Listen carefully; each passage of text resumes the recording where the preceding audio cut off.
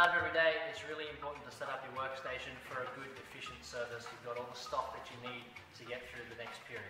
If your machine's been off overnight, it's really important to give it at least half an hour to heat up, and then you want to purge some water through the group heads and through the boiler spout to freshen up all the water moving through the machine. Once your machine temperature has come up, just check that your steam pressure is nice and high. It should be sitting around 1 to 1.1 bar. Make sure that your machine group head pressure is also nice and high. It's also really important to understand that your coffee machine has a few hazards. You've got power cables, you've got hot water, and you've got hot steam. So really make sure that there's nothing protruding anywhere, no cables anywhere, and no water leaking from your machine. Then it's best to check that all the equipment is clean. So open up the baskets, just make sure they're nice and clean from the day before, and comfortable that they are, put them back in, ready to use. Also make sure your steam arms are really nice and clean with no milk buildup.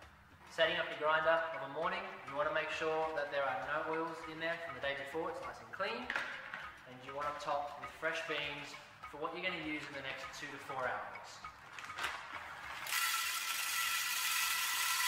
I've put in about half a kilo into the grinder. Anything that you don't want to put in the hopper right now, you want to keep it airtight. So use sticky tape or an elastic band, keep the bag closed, and maybe even put it in an airtight container. Make sure there's no powder in the chamber from overnight. If there is, get rid of it.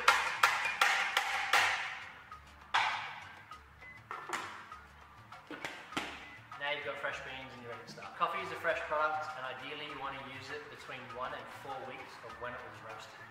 So you want to make sure when you're storing the bags whole, you keep them away from heat, light, air and moisture, and especially what you have in the hopper itself.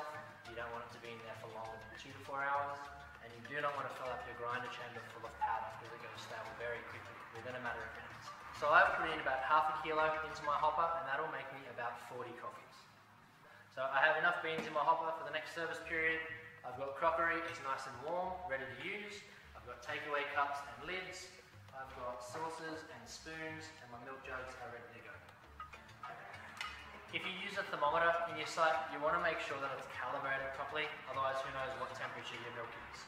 So the best way to do this is to grab a medium-sized jug, fill it with ice, and fill it with cold water. Let it sit for a couple of minutes, and put your thermometer inside it. It should sit on 0 degrees. If it doesn't, it means your thermometer is not accurate, and you need to adjust it.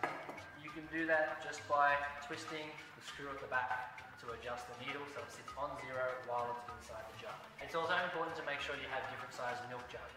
You're not always going to need a big jug to texture milk, so you want a big one, a medium one, and a small one. If you're making one coffee, you only want to use a small jug to do it.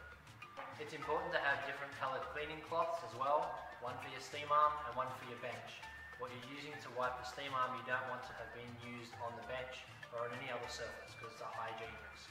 Now, with the workstation setup, it's not always possible depending on your site, but you really want to have the grinder on one side of the machine and you want to be doing milk on the other side of the machine. What that means is when you're busy, you can have more than one barista behind the machine making coffees, and it makes you more efficient. So ideally, grinder on this side, shots get pulled from this side, and then milk jugs, takeaway cups, lids, sugar, spoons, it's all on the other side of the machine. So you've got workflow moving one side to the other.